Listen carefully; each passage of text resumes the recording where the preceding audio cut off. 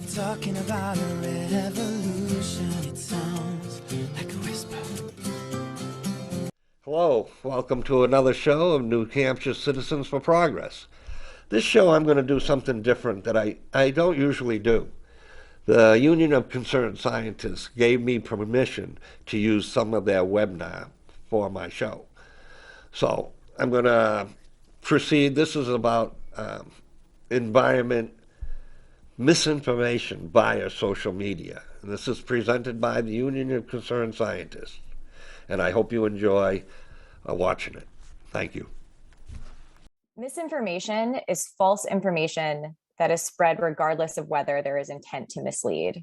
Whereas a lot of misinformation is intentional, in many instances, it may be accidental because the person or channel relaying the information may actually believe it to be true.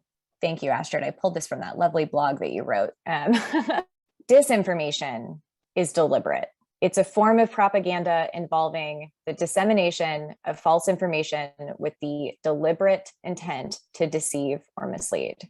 While I increasingly think that it will be essential for all of us to get formally trained on when to address and how to prevent misinformation, we must also not forget about the folks who are funding and fueling disinformation, as there is far too little attention in the media and public understanding of these bad actors. Much of the disinformation we see, especially around issues concerning climate, democracy, workers' rights and safety, etc., stem from the same folks. They are highly organized, connected, and integrated. And this network has been in the making since 1971.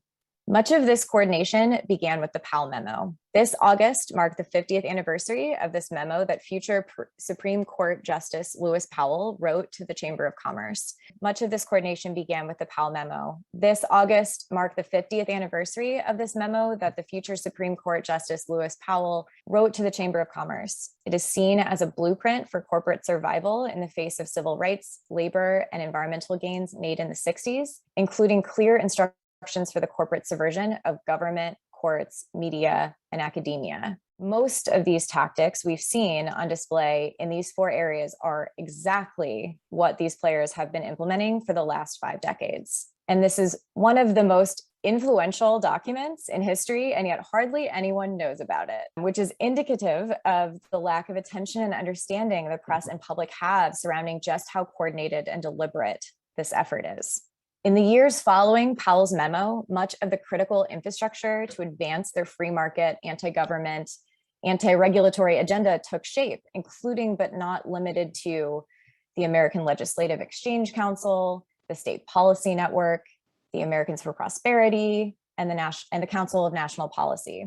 There are a handful of funders behind most of the national efforts, like Charles Koch, Mercer, Scaife, the Bradleys, the Coors, but also reputable and influential players similar at the state level, like Art Pope in North Carolina and Rex Sinkfield in Missouri. While most of whom have shared interest and agendas like those shown on the slide, some of these funders hone in on specific strategies of interest to them, like the DeVos family on privatizing education. And the Mercers are mega funders of the media strategy as laid out by Powell in his memo. And given the short time we have today together, and because they're perhaps the most expansive and influential, I want to look at the Koch Network. Charles Koch, he is a billionaire businessman from Kansas who owns Koch Industries, one of the largest privately owned businesses in the US. It owns a diverse group of companies involved in refining chemicals, process and pollution control equipment and technologies, minerals, fertilizers, polymers and fibers, commodity trading and services, forest and consumer products, and ranching. The New Yorker has described David Koch has passed, and his brother Charles Koch as longtime libertarians who believe in drastically lower personal and corporate taxes, minimal social services for the needy, and much less oversight of the industry, especially environmental regulation. Charles Koch surrounded himself and continues to surround himself with like minds like Richard Fink, the former tobacco lobbyist who developed a system for influencing cultural and policy change to advance their ideological and political agenda called the structure of social change. which I'll get into in a second. To help implement this strategy, Koch created and built up a network, or a constellation of groups funded by the billionaire industrialist and around 700 like-minded conservatives and libertarians that contribute at least $100,000 annually to be a part of it to advance this agenda. The network, the Koch Network, is formerly known as the Seminar Network, but it was recently rebranded as Stand Together. Structure of social change. Step one, fund scholarly activity at university in order to create, quote unquote, intellectual raw materials. In other words, find free market loving scholars to pay to churn out research that advances their ideological and political agenda. In my time with Uncoke My Campus, we noticed a fair deal of academic research attacking environmental efforts, from even touting the health benefits of smog to financial benefits from privatizing public lands. An example of this, some documents in 2013 revealed that the Koch-funded Beacon Hill Institute, which is housed at Suffolk University in Boston, promised its corporate donors research that would pave the way for, quote unquote, legislative activity that will pare back or repeal the Regional Greenhouse Gas Initiative. At Utah State University and its affiliated Koch-funded Strata Policy Center appear to be the leading producers of research attacking public lands and monument designations. And the list goes on. There's so much of this research. This academic research is then passed along to Koch-funded think tanks with the seeming stamp of approval and sheen of legitimacy from the academic institution where a Koch-funded academic conducted that research. And it's important to keep in mind that we know that Charles Koch only funds programs that, and this is a quote from him, contribute in some way to our individual companies or the general welfare of our free enterprise system. He stated this in 1974 in a memo to corporate leaders, building off of Powell's memo from 1971. Step two of the structure of social change: fund think tanks to convert abstract academic work into digestible forms, i.e. reports, policy briefs, lobbying materials, etc. And most of these think tanks are members of the State Policy Network, or SPN, which is collectively devoted to discovering and developing market-oriented solutions to state and local policy issues. SPN and the Heritage Foundation are the primary authors of the model voter suppression bills that we're seeing spill into states across the country, and their respective sister organizations, American Legislative Exchange Council, or ALEC, as you may have heard it be referred to, and Heritage Action, which both advocate to get the bill enacted. So one way to think about SPN, or the State Policy Network, is as the policy, communications, and litigations arm of ALEC, which we'll get to more in a second, giving the cookie cutter ALEC agenda a sheen of academic legitimacy to support academic legitimacy and state-based support. Many SPN groups are and often write ALEC model bills. Step three, fund citizen implementation groups and politicians in order to push these policy reports into law. Groups like Americans for Prosperity, the Libre Initiative, which is focused on Latinx community engagement, and Generation Opportunity, which is focused on younger generations, are among them. Researchers at Harvard and Columbia universities found back in 2018 that Americans for Prosperity alone rivaled the Republican Party here in the States in terms of size, staffing, and organizational capacity. It pulled the Republican Party to the far right on economic, tax, and regulatory issues. It was crucial to the success of the Tea Party movement, the ousting of Democrats from Congress, and staffing of Trump's transition team. I pulled that quote from an article in The Guardian. And now it's important that I unpack ALEC and the Heritage Action a little bit further. ALEC is a corporate bill mill. Through ALEC, corporations hand state legislators their wish list to benefit their bottom line. Corporations fund almost all of ALEC's operations. They pay for a seat on ALEC task forces where corporate lobbyists and special interest representatives vote with ALEC member elected officials to approve model bills. These elected officials are spoon-fed policies that support these corporations' bottom lines. The corporations are leading the conversations around strategy, not legislators. And the average person doesn't have this kind of access to elected officials, right? Like these corporations do who are part of ALEC, nor do they have influence over them like these corporations who have been slipping them money for years. I've just dropped a lot on you. So we're gonna just like take a moment, take like a collective deep breath of outrage of how coordinated this deception is. And further, I would like to introduce you to Jessica Anderson, the Executive Director of Heritage Action. Iowa was the first state that we got to work in, and we did it quickly and we did it quietly. Honestly, nobody noticed. At the end of the day, the bill that Governor Kemp signed and the Georgia legislature marshaled through had 8 key provisions that Heritage recommended. This leaked video reveals how Heritage is leading a massive right-wing campaign to suppress voting rights in key battleground states like Georgia, Arizona, Florida, and Iowa just this year. We're working with these state legislators to make sure they have all of the information they need to draft the bills. In some cases, we actually draft them for them, or we have a sentinel on our behalf give them the model legislation. So it has that grassroots, from the bottom up type of vibe.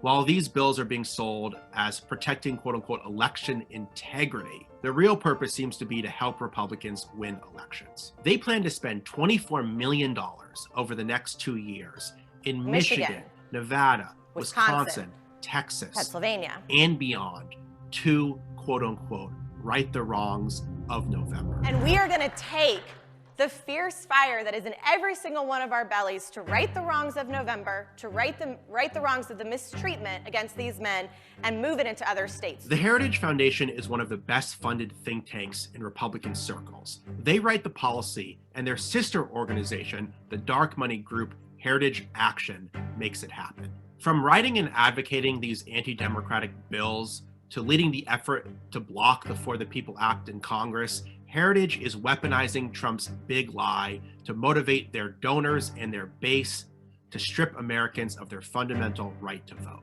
All right, so I'm just further trying to outrage you and help you understand this network.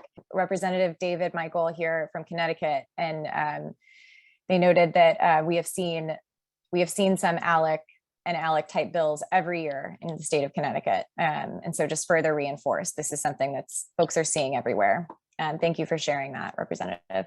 Now, y'all may be wondering why I'm raising this example about voting rights in a conversation that you joined that is about climate disinformation and social media. There are 2 reasons for this.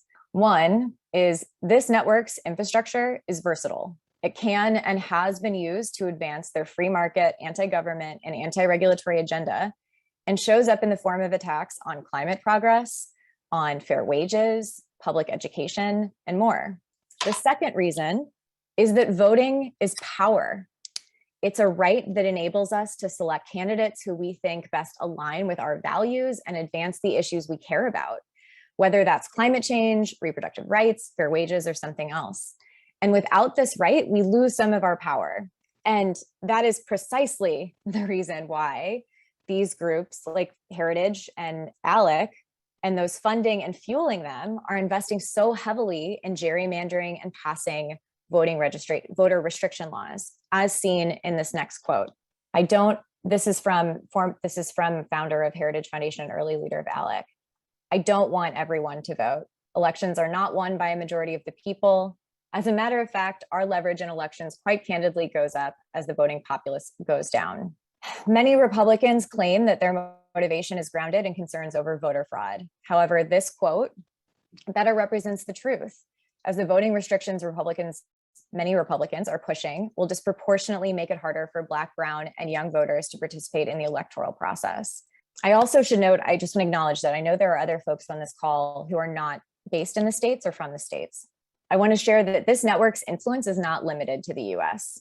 It operates through an organization or network called the Atlas Network, an international umbrella organization of over 450 affiliates in 96 countries. Recently, British journalists have discovered that the Institute for Economic Affairs, which is the leading UK-based Atlas affiliate, played a secretive role in Brexit that has since landed it in legal trouble. So too have Koch industry representatives hosted visitors from Australia who sought their investment to quote unquote change the voting system down under. So this is not just about the US. This is not limited to here. I want to close by reminding you that there is power in having information, in having this information. There is power in our outrage if we choose to channel it into taking action for public good. So I hope you bring that mentality forward as we continue. And I'm going to close there. Thank you all. It's really helpful to be doing this talk right after Lindsey's presentation, because she's been discussing the structural problem. And I think many tech platforms try to make the problem of disinformation or climate disinformation a problem of individual users. They put the onus on them to solve it or to self-protect themselves. This is the equivalent of people thinking that recycling a single-use plastic bottle will save the planet. This is the industry outsourcing the problem they created onto individuals.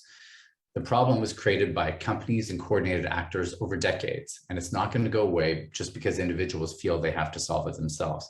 In fact, that's the tool of disempowerment that has been used on any of our issues, from pesticides to transportation policy to climate change, and now technology. And there are major policy decisions that we'll talk about that we can easily see make sense, but it's a big picture issue that the environmental movement has faced, women's movement has faced many issues. So I'm going to start by talking about the growing problem of climate change disinformation, trends that we've seen in the research, and then what we could be done to solve and rein in this problem. Starting with the fundamentals, a couple of years ago, Friends of the Earth started looking at the broader ecosystem of how we use communications to fight for the environment, and how that was being undermined on a deep level. We saw how the tools and the mechanisms that we were using were quickly slipping out of our control. And if you remember, we look back to the period of the growth of the internet itself from the 90s to the early 2000s. And this is a time when the internet was, relatively speaking, open and decentralized. It was more public than it was private. And while the progressive movement had an early edge, particularly in mastering things like email technology and analytics and social media content creation, that edge rapidly faded. Over the 2000s, the public spaces began being controlled by fewer and fewer corporations. Open technologies got replaced with closed technologies. In many areas, people's multiple choices of internet providers themselves was whittled down to one or two, and the platforms have become concentrated. And that means for those of us who fight for the environment, that the polluting companies we oppose are gaining the upper hand. One challenge for all of us here, listeners on the call, all of us fighting this, is that disinformation is everywhere and it feels overwhelming. Every new week, there's a news story of some new horror that Facebook has undertaken, either ignoring the recommendations to reduce hate speech or reduce sexual harassment or prevent an insurrection of the government itself. And study after study confirms that the fossil fuel industry and its web of influencers, both paid and organic, is hard at work spreading disinformation on climate change. And Facebook and Twitter, Google, day by day are making it harder to see what happens on the platform while giving a free pass to the top climate deniers. So you think, why does this happen? And on a fundamental level, we've had climate disinformation for decades, but it was seeming to decline through the 2000s, where major news outlets were no longer printing straight up climate denialism. And the scientific consensus became much more widely accepted across the globe and across America, but not on social media. Social media has become the last bastion of climate change denialism. And how does this happen? So we did some research and hired a firm called Graphica, who's done excellent network analysis research. And we put a circle around the main known climate deniers. We used the Dismog blog's list of climate deniers, which is a very deep, well-researched starting point. We created an online group to monitor their discussions of climate deniers. And we found that this group of climate deniers, actually over time, we started this project last January.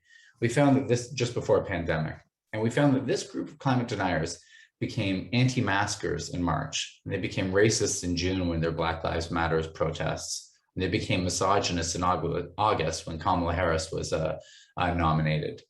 There was one group who was being rewarded for this behavior with their clicks. And you can see here, we pictured Naomi Sedit, who is been called the anti-Greta, propped up by paid fossil fuel paid groups like the Heartland Institute.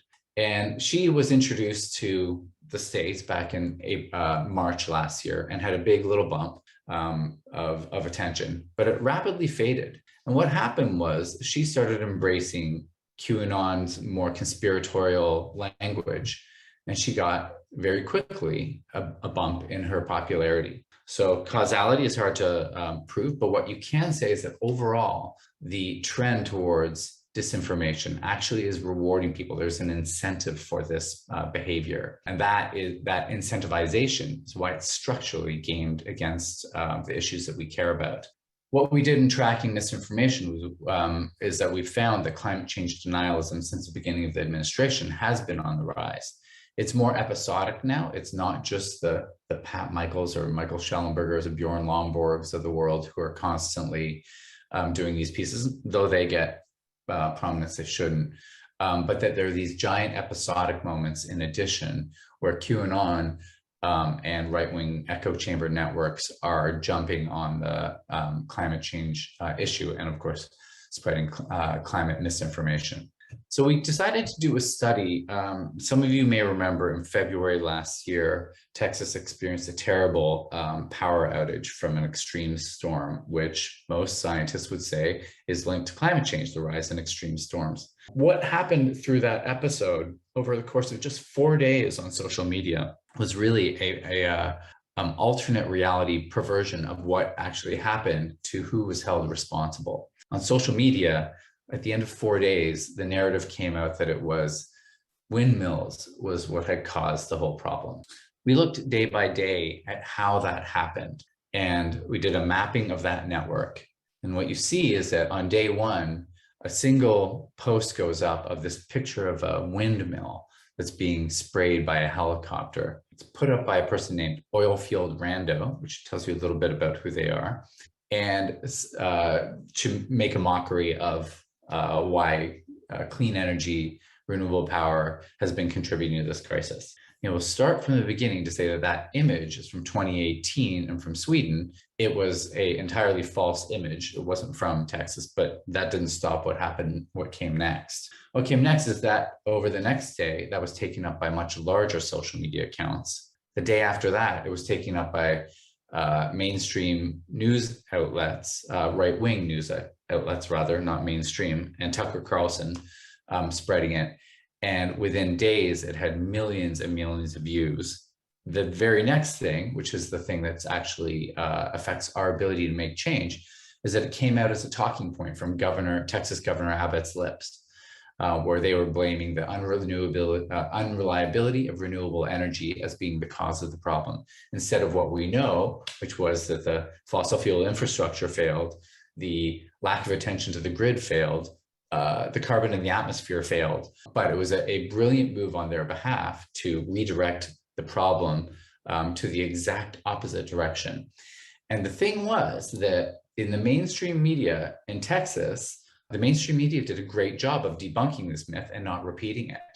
And that's in Texas, which is not the most progressive state. So the only place where this lie was allowed to go viral was on social media through the platforms that we have been talking to say, you should watch for these people, watch for these conversations. And on those very platforms, from Twitter to Facebook, is where it went completely viral and turned into a permanent talking point now that the worst of the Jim Jordans in the US Congress, the worst of them are now using the unreliability of green energy as a major talking point. I'd say, from a big picture, how do we solve this? And we are not going to solve this by whack-a-moling our way into the problem. That is the individualist solution, that the poor kid here who's been lured in by the carnival barker of social media is then having to take responsibility for knocking down every one of these giant people. The game is fixed, and we shouldn't have to be taking it upon ourselves as individuals. This is a problem of their creation, a solution they need to own. So our strategic approach of our coalition, of which Union of Concerned Scientists and Friends of the Earth, along with Environmental Defense Fund and about 25 other U.S. environmental groups, have created a climate change disinformation coalition. We've focused on accountability for all the major tech platforms that are spreading climate change disinformation. urge them to create community standards the way that they are with coronavirus, where climate change denialism is not allowed to be spread. We've urged them to take things like two strikes approach for known deniers, people like Tucker Carlson or Bjorn Lomborg, who consistently are paid to lie about climate change, that those people should have the virality functions removed from their posts. Two strikes for known deniers is a pretty simple accountability strategy. Virality is a gift, and we should take it away from them. There is a thing, sometimes it doesn't seem so functional, called the US Congress. So we would love to invoke them and the administration to do their job in having big picture regulation that starts actually with, again, back Lindsey's power analysis of the problem, but it starts with breaking up big tech. And it starts with the antitrust movements that are now growing under the administration to stop them having such unfettered power. It's an end to surveillance advertising. It's requiring transparency of the data. One of the biggest campaigns that is happening throughout the progressive movement is to disclose the data so that we can actually see what's going on. This report that we did relatively with blinders on, because there's a baseline of data that Facebook not only doesn't make available, but increasingly makes it much harder to see and interpret for researchers. So requiring the data, breaking up big tech, ending surveillance as a practice. And then lastly, we think that the administration should have a national disinformation coordinator so that each individual agency has a unified sense on how it could fight this problem. And for my last slide, it's a segue to it, is that we are intentionally intersectional. We, from the outset, have partnered with the civil rights movement, who has for years been talking to Facebook about how to reduce hate online. We've partnered with women's rights groups about sexual harassment online, and tech-focused nonprofits who are focusing more on antitrust and surveillance. All these things have a commonality, which is the unregulated, unchecked corporate power. And all of this to fire you up and also maybe to make you feel a little bit depressed by this. I think that the one hopeful thing I could hope to leave you with is that what is interesting about the way Facebook presents itself in all of our lives, in all of our campaigns' lives, is that we have to be intersectional in order to fight them. Because the way they are destroying each of our individual communities is so similar that we can only come together in order to fight back. And so that is my hope in over the coming years, that while they seem to be just pulling us all apart at the seams, that will be the one saving grace, because the only way we will fight back is by holding hands all together to hold them accountable. Thanks so much, and I'll move on to the next. I want to thank you for watching this show. Be healthy, be safe, and thank you. The preceding program was provided by an independent producer solely responsible for its content. The opinions expressed do not necessarily represent the views of this station, its staff, board of directors, or